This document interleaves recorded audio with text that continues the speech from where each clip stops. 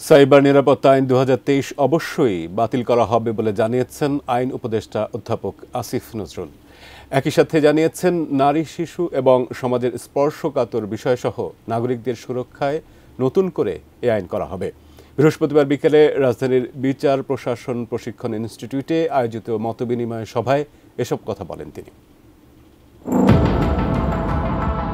2018 সালের ডিজিটাল নিরাপত্তা আইনের কিছু ধারা পরিবর্তন করে 2023 সালে সাইবার নিরাপত্তা আইন প্রণয়ন করা হয়। তাতে পুলিশকে বিনা পরোয়ানায় তল্লাশি ও গ্রেফতারের ক্ষমতা দেওয়ার পাশাপাশি ডিজিটাল মাধ্যম থেকে বিভিন্ন তথ্য উপাত্ত অপসারণের পদক্ষেপ নেয়ার ক্ষমতাও আইন প্রয়োগকারী সংস্থাকে দেয়া হয়েছিল।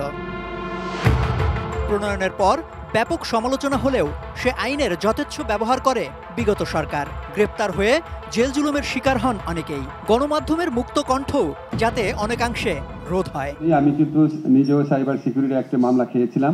মাঠের অলরাউন্ডার আমি, আর ঘরের allrounder Taylox. Taylox toilet cleaner, clean মানেই টাইলক্স। সেই সাইবার নিরাপত্তা আইনের প্রস্তাবিত খসড়া সংশোধনী নিয়েই মতবিনিময় সভা। আইন উপদেষ্টা ডক্টর আসিফ নজরুলের সভাপতিত্বে যেখানে অংশ নেন তথ্য ও সম্প্রচার উপদেষ্টা মোহাম্মদ নাহিদ ইসলাম, বিশিষ্ট আইনজীবী, সাইবার সিকিউরিটি অ্যাক্টের ভুক্তভোগী, সুশীল সমাজ ও ছাত্র প্রতিনিধিরা। ভিন্নমত দমনে নয়, বরং মানুষের সুরক্ষায় পুরনো আইন পুরোপুরি বাতিল করে নতুন আইন করা উচিত বলে মত দেন অনেক বক্তা।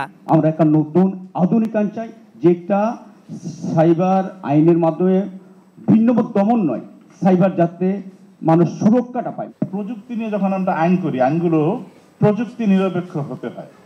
প্রযুক্তি পরিবর্তন হয়ে গেলে পরে আইনটার কাজ করে। আমরা বাংলাদেশে কোনো ধরনের নিবর্তনমূলক আইন চাই না, এটা হচ্ছে আমাদের আসলে প্রথম আলাপ। এই সুরক্ষাটা এমন হতে হবে যেন টেকনোলজি জায়ান্টগুলা থেকেও আমরা সুরক্ষা পাই। তা আমি অনুরোধ করব এই আইনটাকে বাতিল করা হোক, রিড্রাফট করা হোক, হয় 3টি আলাদা আইন করা হোক, অথবা একটা আইনের মধ্যে 3টা আলাদা অধ্যায় যুক্ত করা হোক। বিগত সরকার সাইবার নিরাপত্তা আইনের অপপ্রয়োগ করেছে বলে জানান তথ্য ও সম্প্রচার উপদেষ্টা মোহাম্মদ নাহিদ ইসলাম। দ্রুত এই আইনের পরিবর্তন করার আহ্বানও জানান তিনি। আমাদের এই সিদ্ধান্তটা আসলে খুবই দ্রুত নিতে হবে, না হলে এটা যদি আইন স্বাধীন বাংলাদেশে এই আইনে আরেকটি মামলা হয়, এটা আমাদের সকলের জন্য আসলে বিব্রতকর হবে। পরে আইনটি অবশ্যই বাতিল করা হবে বলে জানান আইন উপদেষ্টা।